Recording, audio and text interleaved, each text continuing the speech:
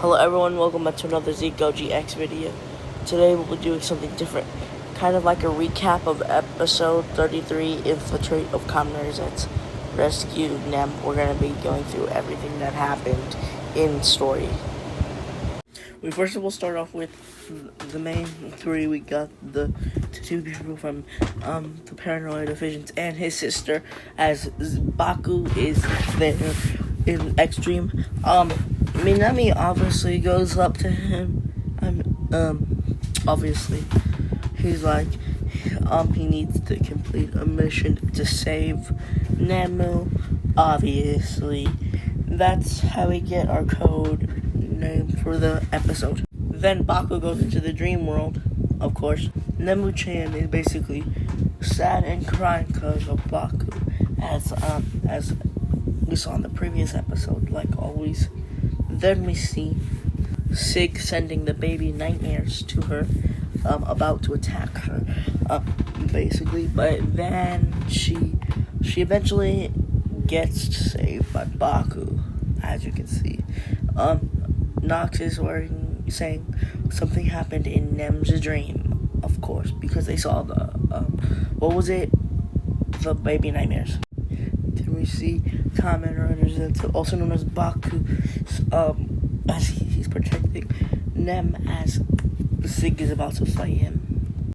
Then we see the one and only Nox use his Break and Buster, or whatever, or Caliber, whatever. He uses the captain for the first time and he shoots some of those nightmares. Alright. Then we have Sig basically telling Baku, you're talking about Nem's bad dream, right? But meanwhile, they then get into a physical fight, peak-ass fight, by the way, with them drawing guns and stuff, and ba-ba-ba, until Baku sends Sig to his subconsciousness / prison. Deserved, Sig.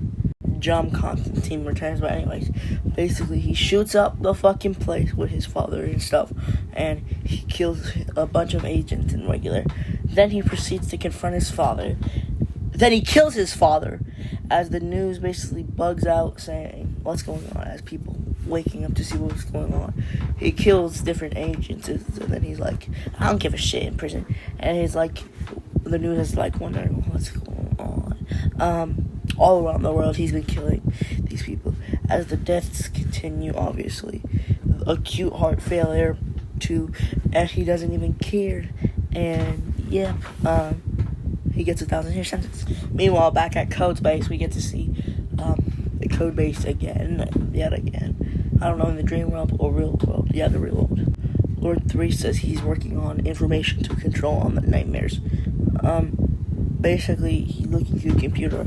And then also the thing is that we do get to see something right about now. Looks like on Twitter, looks like they're posting about the nightmares and stuff, and looks like code has already gone onto it, so maybe they have to like keep this from the public or something like that. Then Tetsu and Fujima is basically talking, obviously. I don't know if I got the names right, but basically talking about the nightmares, and then the Jeopardy commissioner is here, and he basically goes in, but the reason is, I'll tell you why. He basically wants all the information that they have about these nightmarish creatures, or anything that they have, so that they could possibly see what's going on behind the case. Then we see Minami go to Baku's room, of course, right? We see her going to Baku's room, and then, as you can see, she's trying to check up on him. We see that unfortunately he's not there, and then she basically just goes to check the closet, and looks like the closet is with the zeztz base, whatever is there, and then bam, she sees it really happened, and he basically worked day and night for 30 years just to fucking find the Extreme. Then we see Baku about to challenge Sig, as Nemo is unfortunately stuck in the prison by Sig, of course. He then proceeds to look at Noah during the prison and tell her that he's gonna get him out.